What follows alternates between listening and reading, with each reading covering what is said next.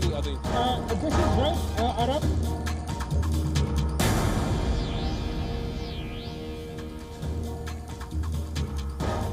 Hello and welcome to WION Live Broadcast from London. I'm Ollie Barrett, and coming up we've got updates on stories developing around the world. We'll start with the headlines.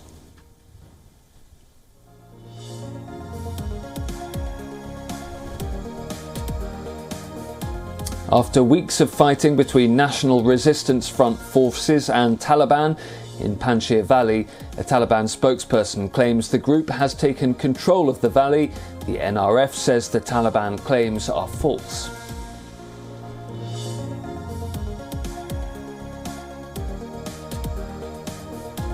After the claimed fall of Panjshir, National Resistance Front leader Ahmad Massoud calls for a national uprising for the dignity, freedom and prosperity of Afghanistan against the Taliban.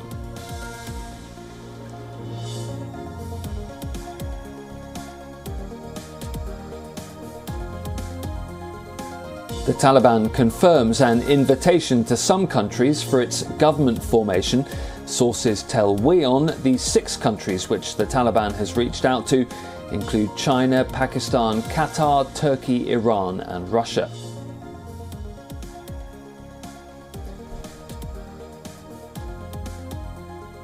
US Secretary of State Antony Blinken heads to Qatar on his first trip since the Taliban takeover Afghanistan, with an aim to form a united front with allies in tackling the group.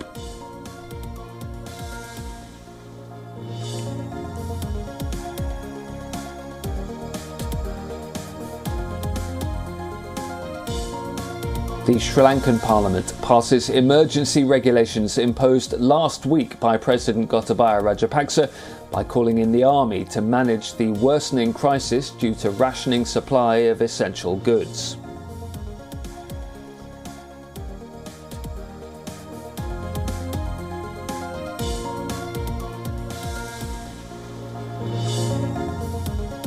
And the Guinean army sets up checkpoints in the capital Konkari a day after toppling President Condé's government, and the army also reopens land borders which had been shut following the takeover.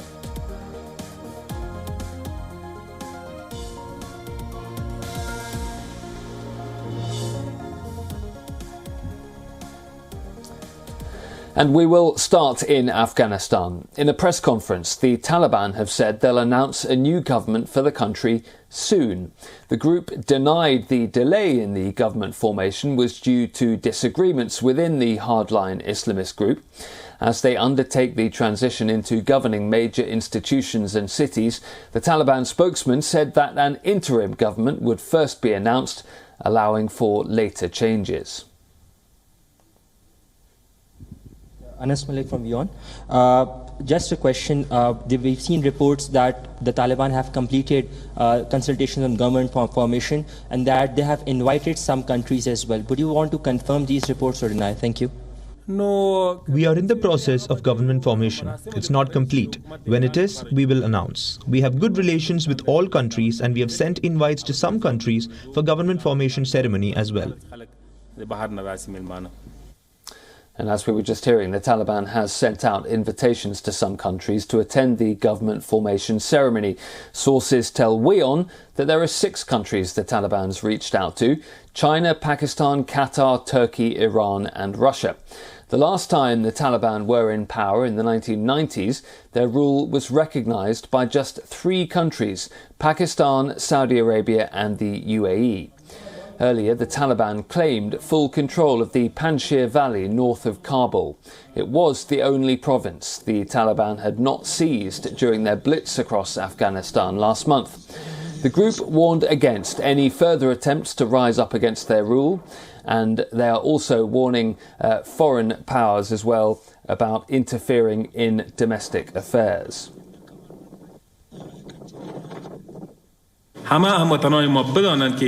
If anyone takes up arms, takes the name of resistance and riots, without a doubt, he is the enemy of the whole country and our people, because the people do not want the war to continue, and there is no reason for anyone to continue the war.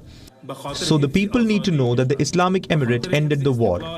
And now we must all work for the prosperity and the preservation of freedom. And in this case, the nation is with us, and we see the happiness of the nation, and we still want the cooperation of our nation. The National Resistance Front continues to deny the Taliban's claims. They say that the NRF are present in all strategic positions across the valley to continue the fight, and they say the struggle against the Taliban will go on. Despite the resistance's claims, the Taliban flag has been raised at a market in the capital city of Panjshir and at the governor's house as well. Speaking about China, by the way, Taliban spokesman Zabihullah Mujahid reiterated the group's stance that it wants good relations with Beijing. He said, and I'll quote him, "China is a big economic power and is very important for Afghanistan." He continued, "Afghanistan needs its support for reconstruction and development." And he emphasized that China's cooperation is vital for the survival of Afghanistan.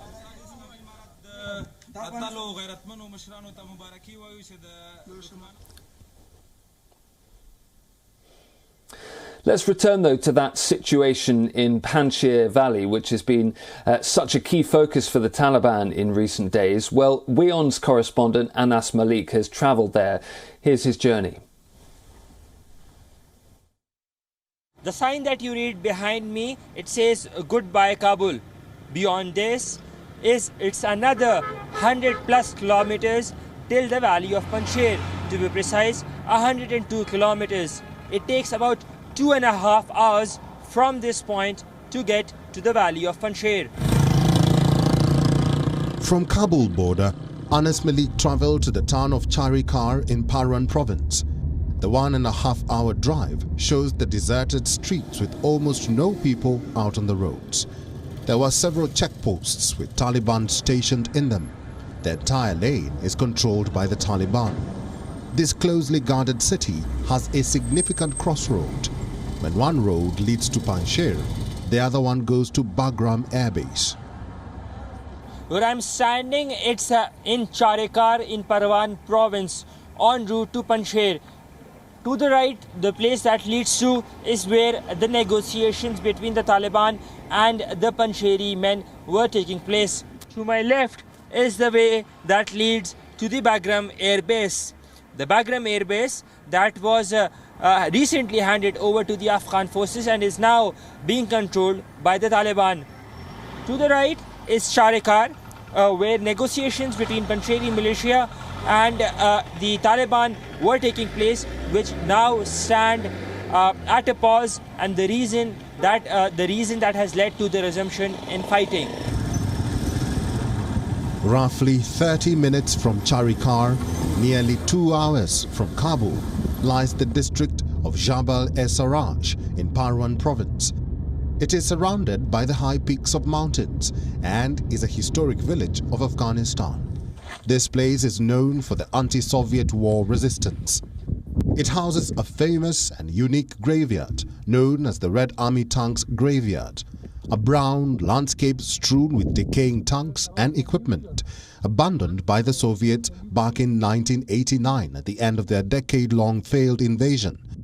This place is famously known as the graveyard of Soviet tanks. On the highway from Kabul to Panjshir is a place called Jabal-e-Siraj. It's roughly 2 hours from Kabul. The place is known as the graveyard of Russian tanks.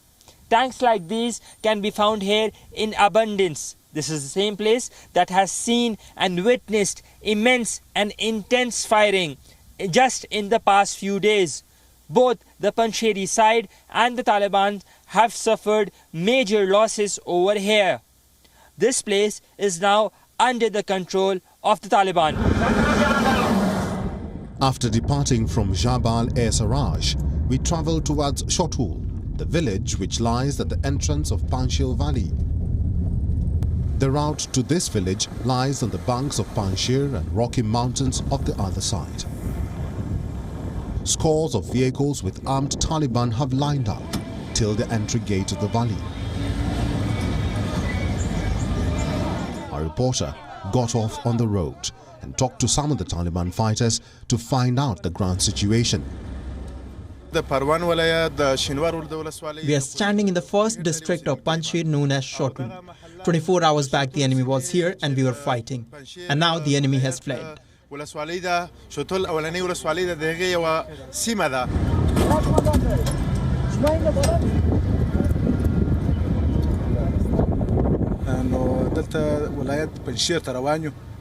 I have Mujahideen from 34 provinces and we are going to Panjshir.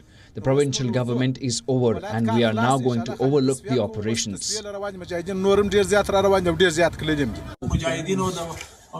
And after weeks of intense battle for the last resistance holdout, Taliban now claim to have taken over the Panjshir Valley.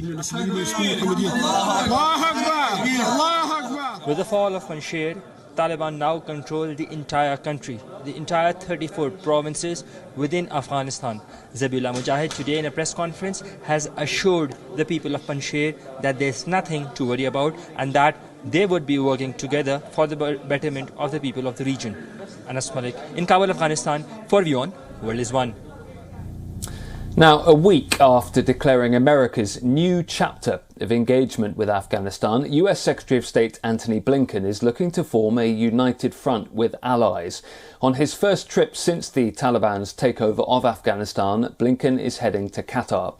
Doha acted as a key hub for the massive US airlift of Afghans. It's been the gateway for 55,000 people airlifted out of Afghanistan, which was nearly half of the total evacuated by US-led forces. Now, America wants to ensure continued support for its bid to help evacuate Americans and at-risk Afghans who were left behind in Kabul and wider Afghanistan. During the two-day Qatar trip, Blinken will voice America's deep gratitude to Qatar. He'll also meet rescued Afghans, as well as US diplomats who have relocated functions from the shuttered embassy in Kabul to Doha. The agenda includes talks on Qatar's efforts alongside Turkey to completely reopen Kabul airport. A senior State Department official has said that Blinken has no plans to meet the Taliban. The group has made the Gulf Kingdom their diplomatic base from where they negotiated the pull-out deal with former President Donald Trump's administration. Doha has hosted the group's political office since 2013. Blinken will then head to Germany and hold a virtual 20-nation ministerial meeting on the crisis alongside German Foreign Minister Heiko Maas. While in Germany, the US airbase of Ramstein will also be part of the trip. It's a temporary home for thousands of Afghans moving to the United States. The Taliban have promised that they will keep letting Afghans leave if they want to. It's one of the key issues that US allies expect to discuss in the talks in Germany. Blinken's trip will overlap with Defence Secretary Lloyd Austin, who is also departing for a wider Gulf visit, including Saudi Arabia, Qatar, Bahrain and Kuwait. The visit by the top two US national security officials comes as the Biden administration still grapples with a messy US withdrawal from Afghanistan. In the aftermath of the Taliban's victory, the United States and Western countries are engaged in a difficult balancing act.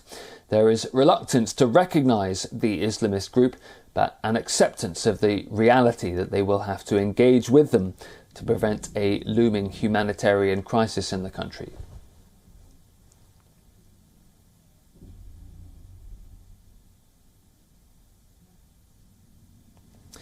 In hospitals and clinics and homes around the world since the beginning of the COVID-19 pandemic, healthcare workers have been on the front line battling coronavirus, at times taking on significant personal risk.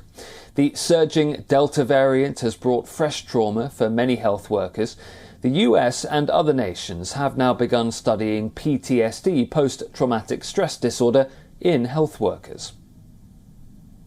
This year, I've definitely put a lot more people in body bags than I would like to in my whole lifetime. A recent surge in COVID cases and deaths is once again straining the healthcare system in parts of the United States, and it's taking an emotional toll on frontline hospital workers. We're all tired. We all just try and take care of each other.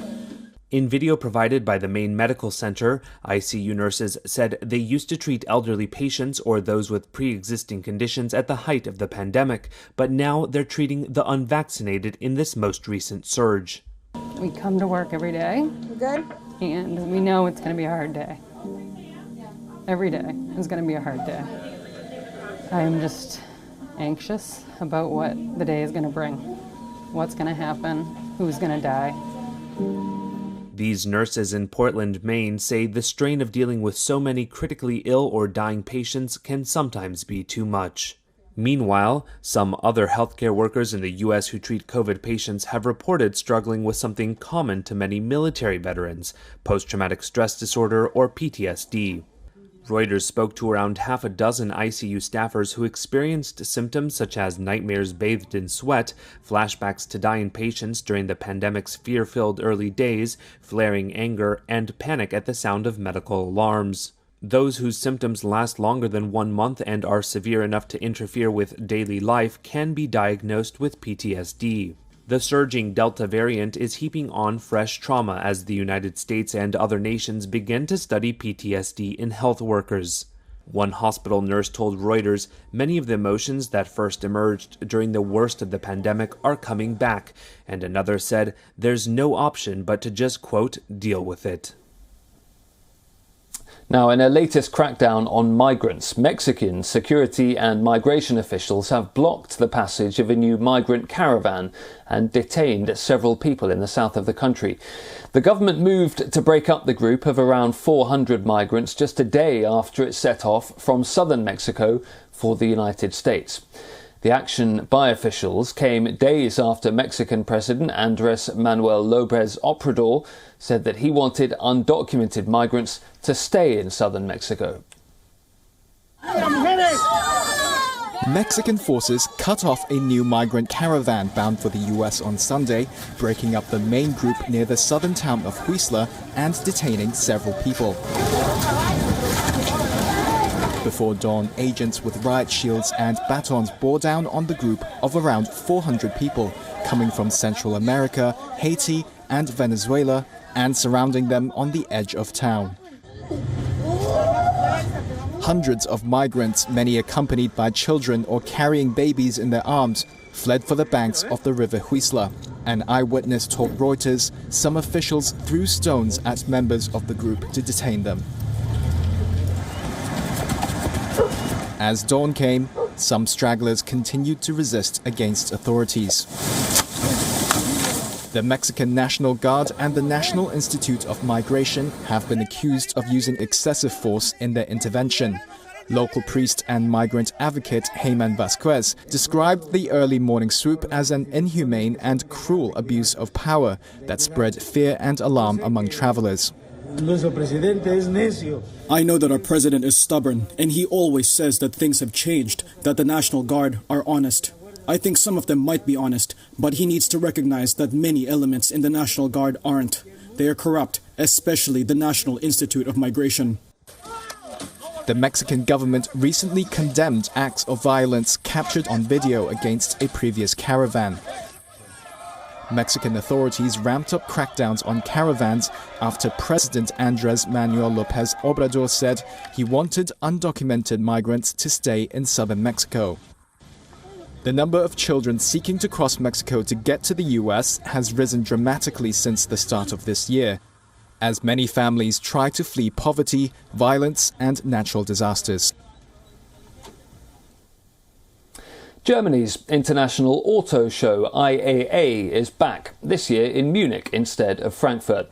After poor visitor numbers, no shows for automakers and environmental protests in 2019, the organisers say the event has been revamped to include electric cars, scooters and bicycles. The 6-day exhibition will be one of the biggest since the start of the COVID-19 pandemic. However, climate change concerns and the pandemic itself may yet cast a shadow. Germany's biggest motor show is back. Taking place in Munich this week, the show is no longer just about cars. The IAA's 2021 show is about mobility in general, from bikes to e-scooters to cars, and is themed Mobility of the Future.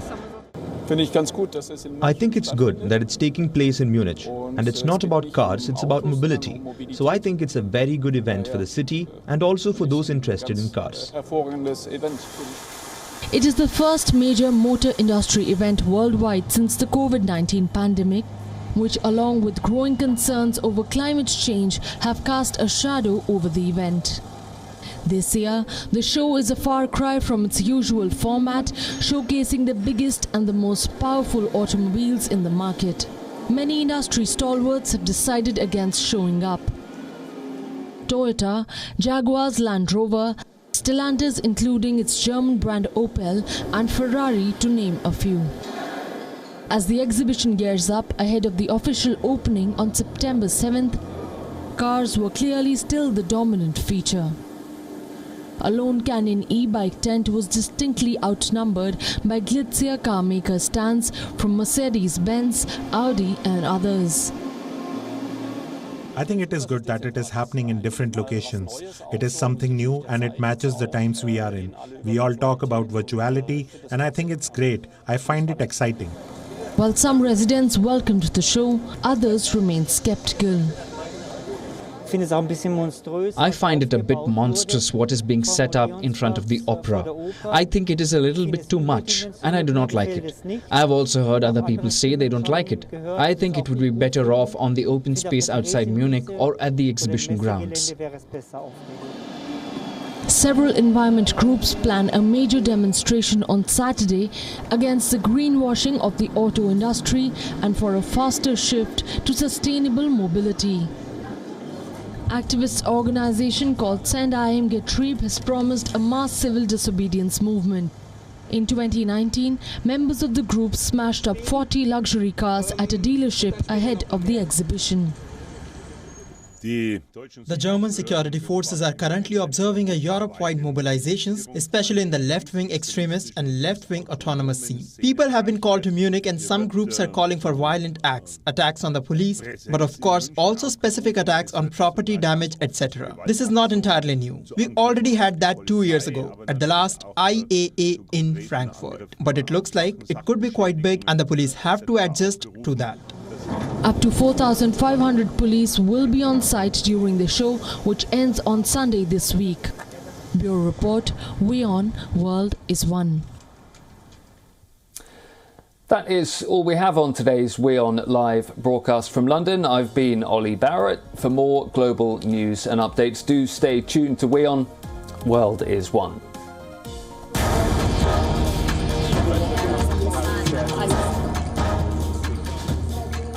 This is right, Arab.